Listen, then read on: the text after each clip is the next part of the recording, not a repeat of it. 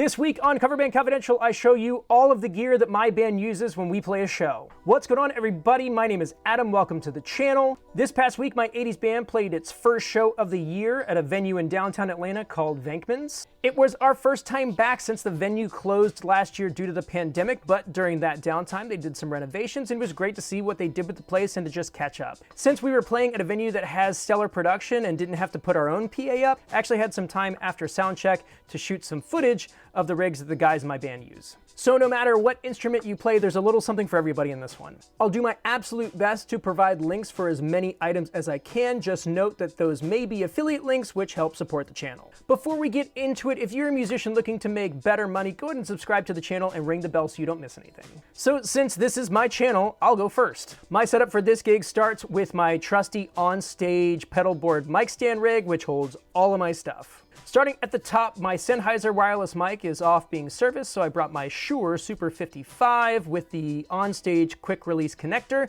so I can take it off the stand when I'm not playing guitar. Moving down, I have an iPad running M32 mix for my in-ear monitors, and that is being held by an IK Multimedia iClip Expand. In the case for that iPad is an OtterBox Defender. Highly recommend these guys. My board is the onstage GPB 2000, which is holding my Line 6 HX Stop, as well as my Shure GLXD wireless unit. Both of these items are rock solid and basically comprise my entire signal chain for this band. For a more in-depth look on the Line 6 HX Stop settings, I have a video linked in the description that walks you through all of those. For this show, I was playing my trusty Steinberger Spirit GT Pro. This one has GFS aftermarket pickups in it. They were really affordable, sound amazing.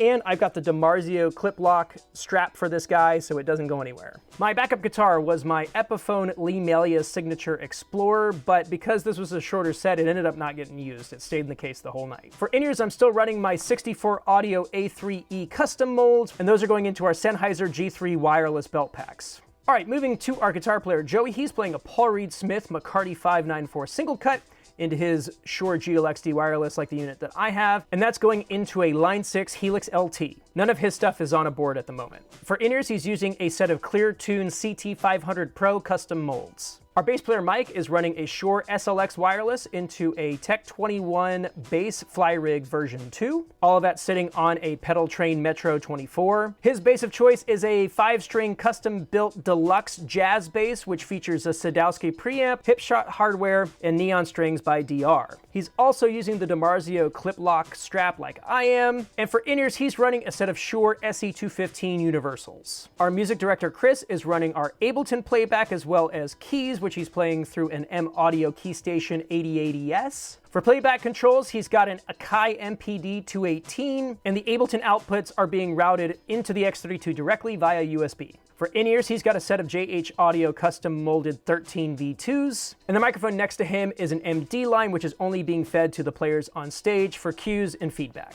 Our vocalist Amber is using a Sennheiser wireless G3E 835, and she's got a set of Westone UM2 universals for in-ears. Last but certainly not least, our drummer Nathan is running a hybrid kit which comprises of a Roland SBD 30 and an acoustic kick drum from his Pro Masters Maple Complete kit. For that kick, he's using a Pearl Power Shifter pedal, and he's also got a Roland KD9 kick pad when we're not able to use the acoustic kick. Running up the E-kit parts are an FD8 hi-hat controller and a PDX8 dual trigger snare pad for a more traditional drum kit feel. His in-ears are Session Ace ESA Hybrid 6 drivers, and he plays Winset drumsticks 5A model specifically. If you want to know more about Nathan's transition to this kind of drum kit, we actually did an interview on the Cover Band Confidential podcast. I'll link it in the description. So those are all of the specific rigs. All of these are being fed into our front of house / in-ear rig via the splitter snake on the bottom. The fan then sends those channels out to the venue snake on stage and to their front of house. For more details on our in-ear setup as well as the splitter snake, we have dedicated videos for each of those. I'll go ahead and put those in the description as well. The only other items that are out on stage are for our radio frequencies, which is a Sennheiser paddle for the in-ear monitors and an RF venue diversity fin for the wireless mics. Each of the guys in my group have built these rigs on their own. They're not owned by me or the band, and having a nearly silent stage gives us a much cleaner sound for front of house and provides us more opportunities to play events and venues that can't traditionally have live bands perform. If doing corporate band work is something that you aspire to, these are the kind of rigs you would want to look into.